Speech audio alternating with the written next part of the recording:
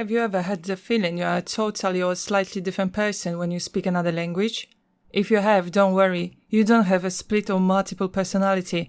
It is completely natural. A language is an inseparable part of culture and the other way around, and it is closely connected with the habits and behaviors of a particular nation, so it is natural you may behave in a slightly different way when you switch languages. So without any further ado, let's find out in what ways our personality may change when we switch languages, what are the factors contributing to such changes, and how the language we grow up in may influence the way we perceive the world.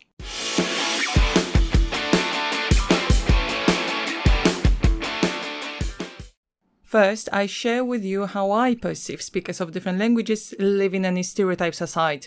In my view, Italians are very passionate, use a lot of gestures and facial expressions. Expressing themselves just verbally is out of the question. In contrast to how they communicate, there is an Asian culture and the way the Japanese express themselves. The way they do it is quite reserved and distant. They spare facial expressions and gestures, and for some they might even be seen as a bit withdrawn and closed nation. The Germans seem to be very direct, practical, and try to express the very essence of their message, sparing you any unnecessary details. The English are also quite reserved, but also extremely polite and not so direct as the German or the Polish. Or even if they want to be a bit more direct or a bit less reserved, they're not, since politeness wins over directness. And speaking about Polish, when I use my mother tongue, I feel more direct and straightforward. I tend to say things without beating about the bush, but I believe it's also a matter of my personality, not only the language that I'm using. However, when I use English, I feel I am not as straightforward as I am in Polish. Speaking English, I tend to use a vague language, probably because of the expressions the English language uses. Moreover, I feel I am more polite because of all of the could, would, may, and please expressions in English. The most curious thing for me is that I am more excited and more thrilled and enthusiastic when I use English, probably because of its intonation and because the English language is like that. So everything is so awesome and so lovely and amazing and marvelous and so on, even the tiniest thing. And at some point while living in the States, I realized I had soaked the American attitude of getting thrilled over not so very exciting things, or at least according to my Polish personality, which at times woke up and reminded me that I should curb my enthusiasm. When I studied Arabic and used it more on everyday basis, I didn't feel any big type of a personality switch. However, I was even a louder person that I am in Polish and more open to a small talk, since the Arabic language is very small talk oriented, I'd say. An example? So, if you are a user of English and you ask somebody how they are, you don't really expect an answer. It's just like saying hi. Or if you answer such a question, you probably say fine, even if your word is falling apart.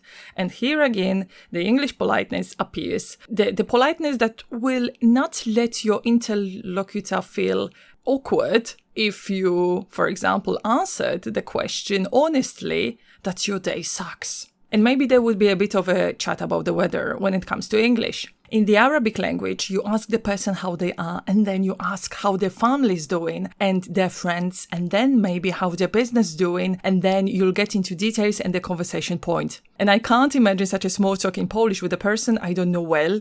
I would think, why are they so nosy? Or I would just say, it's not your business. So in Polish, you usually ask, how are you? And you get an honest, direct answer, such as good, not good, same old, the weather's terrible. Since I'm very curious about this topic, I always ask my international students how they feel when they use English. And French people tend to say they complain more in French. So you see, the French are a nation of complainers, and the English don't complain even when it sucks. Of course, I'm joking here and I'm quite sarcastic. And one of my students and a German user always said German is very practical, very direct, and there is no space for any metaphors. And while promoting this podcast in Polish, my sister and I asked people on Instagram how they feel when they use a foreign language, if they feel any personality switch. And I share with you some of the answers. So one person doesn't like themselves when they speak Swedish, or one person is friendlier speaking Portuguese, or there were two answers that you use more swear words when you speak English. One of you is more talkative and louder, speaking a foreign language, and one person speaking Norwegian is friendlier and naive. One person speaking Greek is more cheerful, and another person speaking a foreign language is more patient. One person speaking Russian is more direct, but switching to English is friendlier again. And talking about Russian, this is a very funny thing. One of my friends used to study the Russian language, and whenever they had an examination, they used to go to a pub with friends and they started drinking, and then switching to Russian was easier. And she told me that it's not about having alcohol. Like sometimes when you drink alcohol, you feel more open, and then you feel more confident, and you just feel better speaking a foreign language. She told me it is only with Russian. When she started drinking, she felt more confident and she felt like, okay, I am ready for the exam. So, I was joking that maybe the Russian language just felt its natural habitat, and that's why they somehow felt more confident in speaking Russian. So as you may observe, we can be more or less direct or more or less polite because of the expressions and sets of words the language uses, as it appears in English, for example, with this could, would, might expressions, or in Japanese, which has separate sets of words for different age groups and genders to show respect and hierarchy. We can be more or less uptight or excited or expressive because of the intonation of the language has, and the gestures and facial expressions which are either very common or natural as it is in Italian, or frowned upon as it is in the Asian cultures. I would go even further and say we can be more introverted or extroverted because of the limitations to the non-verbal communication we may use. You may also feel more eloquent because of the expressions the languages serve. For example, English is very rich in synonyms. So if your mother tongue doesn't have so many words describing one concept, you may feel you are lacking something when you describe the same thing in both English and your mother tongue. Another example, English and Arabic are very rich in metaphors, so you may feel more poetic using these languages. Plus the melody of these languages, and here you go, you can compete with Shakespeare. Apart from the language qualities which influence the way we speak and the way we are perceived by others, there are also other factors such as the place and situations we use the language. So if you use English only at work and in formal and official situations, you may feel you are perceived, or you may be perceived as a very uptight person. If you use Spanish on holidays when you are chilled out, you will be perceived as an easygoing person. If you learned a foreign language only from the book and the language is quite artificial, the language that you're using is quite artificial, and you haven't had a chance to be surrounded by the real living language, you may not sound so natural and confident in the ear of a native speaker. But when you use the language you used during your childhood and you connect it with hearth and home, you'll probably feel more confident while using it. And now let me provide you with some experiments that proved that the things that I mentioned earlier. So in one of them, people were given an emotionally neutral sentence, "Is that so?" to read, but they had to read it either angrily, so automatically the facial expression was angry, or happily. So naturally and automatically the grimace was happy. Later on, the videos were cut in a way the happy tone was mixed with an angry facial expression, and the other way round. So the angry tone, the angry intonation, was mixed with a happy face. And the short videos were presented to Japanese and Dutch people, and it was the Japanese who could assess the emotion in the voice better than the Dutch, regardless of the facial expression that they saw. They didn't get deceived by the facial expressions. It proves the Japanese pay more attention to intonation because their language focuses on intonation, and they are able to read the emotions from the voice, since the use of facial expressions while speaking is not that common in the Japanese culture. The Dutch struggled more to read the emotions from the voice because they focused on the facial expressions, as we very often do in Europe. Another one. A group of Spanish ladies were shown the same advert with the same text, but one of them was in Spanish and the other one was in English. They assessed the Spanish women in the advert were more easygoing, while the English women were more reserved and more uptight. So it's another proof how we may be perceived by other nations just by the language we use.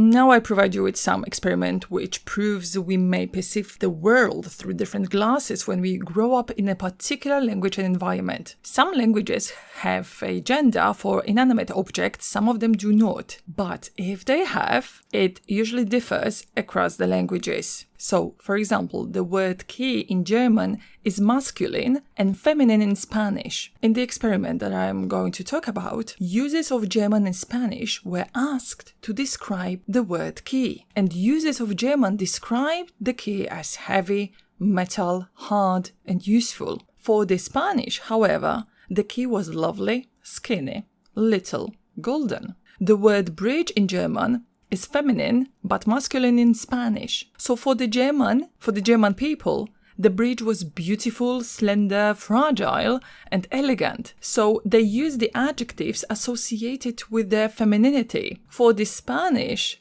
the bridge was big, towering, sturdy, and dangerous. So they used the adjectives associated with masculinity.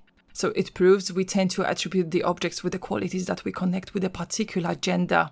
In the Arabic, the infinitive is always masculine in the third person singular, and the verbs and the roots are used for word formation. So all the words are based on the verbs, the masculine verbs.